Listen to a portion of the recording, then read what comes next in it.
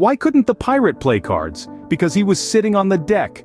Ahoy, mateys! Today we'll embark on a thrilling journey into the heart of the golden age of piracy. We'll sail through the turbulent waves of history, exploring the daring exploits of legendary pirates, the societies they formed, and the lasting impact they left on the world. So buckle up, or should we say batten down the hatches, as we set sail on this historical voyage.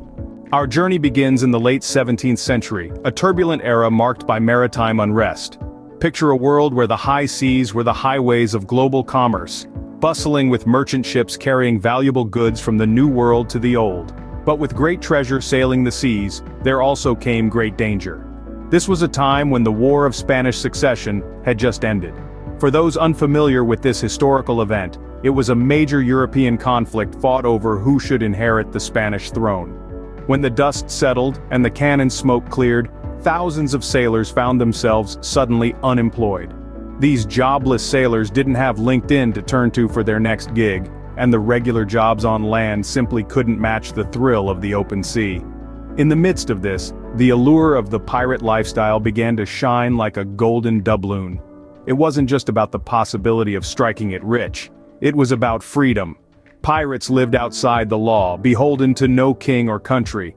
They were the original rebels, the rock stars of the sea. They were the ones who chose a life of adventure over a life of toil.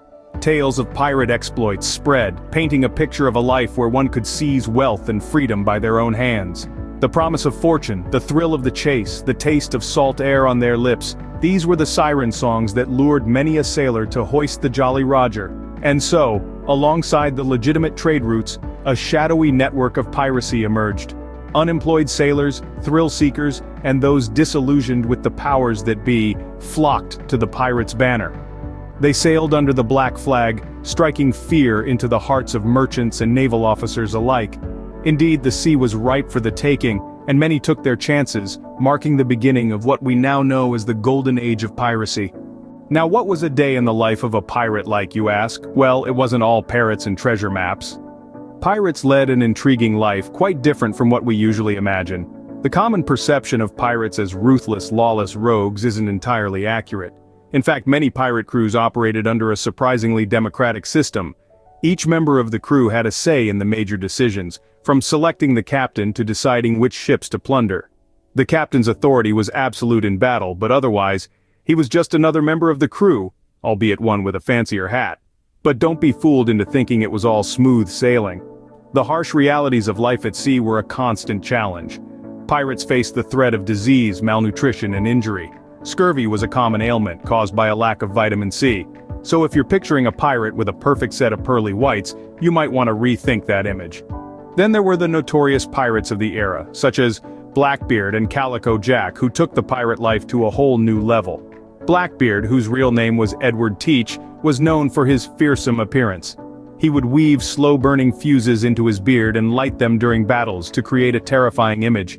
Calico Jack, on the other hand, was known for his flamboyant style and the company he kept. He sailed with two of the most famous female pirates in history, Anne Bonny and Mary Read, but it wasn't all doom and gloom. There were moments of camaraderie, shared spoils, and the thrill of the chase. Pirates lived for the moment, for the next big score. Their lives were a constant adventure filled with danger and uncertainty. Life on the high seas was a gamble, a high-risk, high-reward game that many were eager to play. They may not have had a 401k or a stable job, but they had freedom, adventure, and an endless horizon. The pirate's life, as they say, was indeed for them. Pirates weren't just aimlessly sailing the seven seas, they had their favorite spots and some pretty clever tactics. Now, if you were a pirate in the golden age of piracy, where would you dock your ship? The Caribbean, of course. This tropical paradise was not just a vacation spot, but a haven for pirates. Places like Nassau in the Bahamas, Tortuga in Haiti, and Port Royal in Jamaica were infamous pirate nests. Nassau, in particular, was a pirate's paradise. It was perfectly situated in the heart of the Caribbean and was surrounded by shallow waters that were difficult for warships to navigate. It was the perfect hideout. Tortuga, on the other hand, was a hub for pirate activity due to its strategic location near the shipping lanes of the Spanish treasure fleets. And Port Royal? Well, that was known as the wickedest city on earth, a reputation earned from its lawlessness and debauchery. But it wasn't all about the location. Pirates had a bag full of tricks to outsmart their prey. One of their favorite tactics was flying false flags. Pirates would fly the flag of a friendly or neutral country to get close to their targets. Once they were within striking distance, they'd hoist the Jolly Roger, their infamous black flag, and attack before their victims had a chance to react. And let's not forget about their reliance on fear and reputation. Pirates knew that their reputation could do half the work for them. If a ship's crew heard that the dreaded Blackbeard was after them, they'd often surrender without a fight. Pirates cultivated their terrifying image, dressing in frightening costumes, and even setting their beards on fire to look more menacing. These strategic choices allowed pirates to thrive, but everything that goes up must come down. So, as we'll see in the next scene, the golden age of piracy couldn't last forever. Stay tuned to find out what led to the decline of these swashbuckling outlaws and the impact they had on the world. As the saying goes, the bigger they are, the harder they fall. And the golden age of piracy was no exception.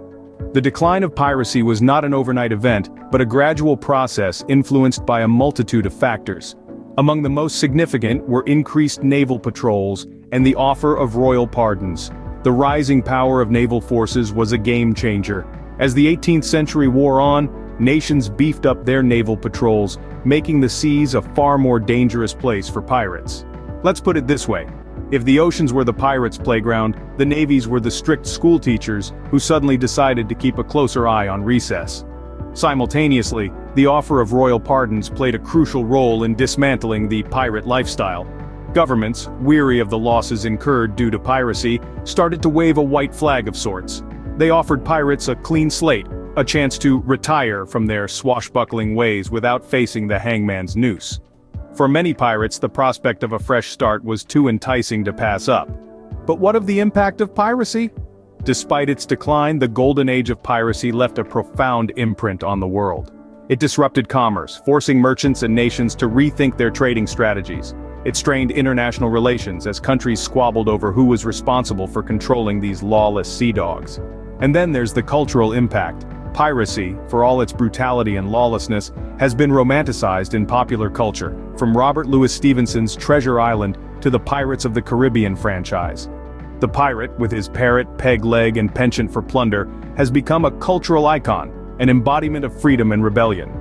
The golden age of piracy may have been short-lived, but its influence has echoed through the centuries. From the corridors of power to the silver screen, the legacy of the pirate persists, reminding us of a time when the world was a wilder, more unpredictable place. Well, me hearties, it's time to drop anchor and wrap up our journey through the golden age of piracy. We've navigated the high seas of history together, exploring the dawn of this fascinating era, from the rise of piracy to its inevitable decline. We've discovered the true essence of a pirate's life, a life not just filled with treasure chests and parrots, but also fraught with danger and uncertainty. We've dived deep into pirate havens, their tactics and their codes, understanding that these buccaneers were not just lawless sea robbers, but also pioneers of democracy and freedom on the high seas. Then, we navigated the stormy waters of the decline of piracy, a period marked by increased naval control and the end of legal privateering. Yet, even as their era ended, the influence of these seafaring renegades rippled through time, impacting the world in ways more profound than one might initially think. Pirates challenged the status quo, disrupting trade routes and challenging imperial powers. Their actions, while often brutal and lawless, sparked changes in maritime laws and even helped shape the modern concept of international waters. So, next time you see a pirate in a movie, remember, behind the eye patch and peg leg, there's a rich history waiting to be explored. Until next time, keep your curiosity shipshape.